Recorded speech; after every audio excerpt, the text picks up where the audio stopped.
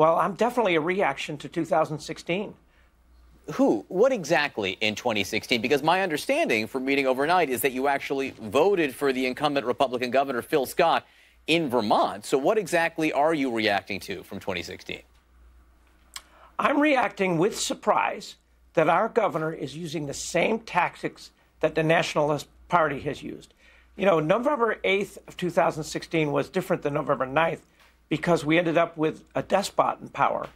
But, you know, I will say I was kind of naive. In 2017, I was in denial because I didn't think it could happen here.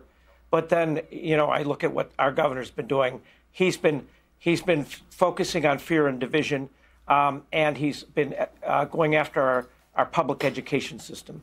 One of the things he's done, and the reason he's actually run into some problems with this, but recently, after being very popular, has actually signed some gun control measures. His popularity has dropped among his own party for some of the active measures he's taken on guns. Yes, and I commend him on his courage for signing that bill. You know, I don't think the governor and I differ too much in terms of our view on gun control and gun safety. The major issue driving your candidacy is then what, Christine? It is rural economic development. You know, if you look what's happening in rural Vermont, it's the same thing that's happening in rural America.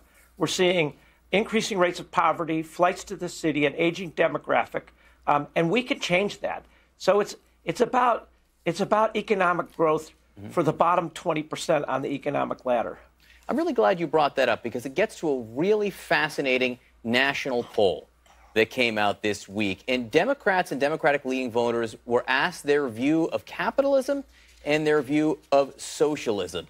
And for the first time in Gallup's measurement here, at least the first time we've seen, more Democrats viewed socialism favorably than capitalism.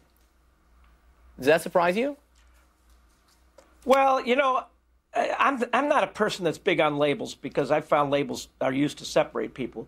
You know, I look at the platform of a living wage and health care for all. That's called civilized society. You know, I don't even know how that became socialism or Republican or Democrat. Let's be a civilized society. Do you support capitalism?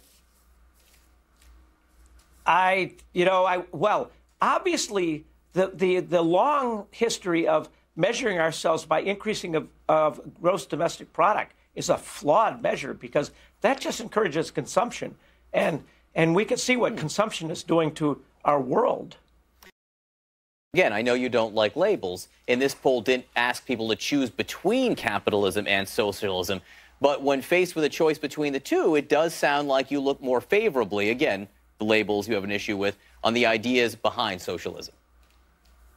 Well, yes, and I'm not sure I even know what socialism is. So I just don't have the background to answer that question.